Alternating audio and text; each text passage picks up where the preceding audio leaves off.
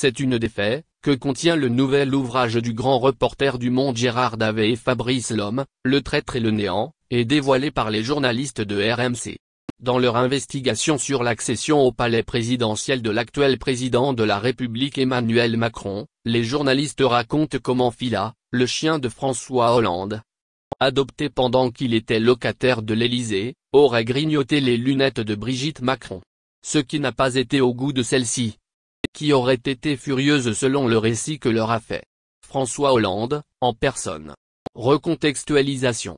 Les Macron ne sont pas encore les locataires en titre du palais présidentiel, quand François Hollande les invite à dîner à l'Élysée. Emmanuel Macron est ministre de l'économie. Ils dînent ensemble, le quinquennat se termine. Mais au cours de la soirée, le labrador Filou a trouvé un jouet pas vraiment convenable, le sac à main de Brigitte Macron. Pris la gueule dans le sac, le labrador a le temps de déchiqueter les lunettes de Brigitte Macron, par jeu. Le propriétaire du chien farceur se confond en excuses, et tente de minimiser l'incident. Hollande s'excuse, bien sûr, mais enfin, ce ne sont que des lunettes. Et ce n'est qu'un chien, écrivent les journalistes. Brigitte Macron n'aurait pas été de cet avis, et aurait tenté de faire assumer au propriétaire les dégâts de son animal, en lui faisant suivre la facture des lunettes endommagées.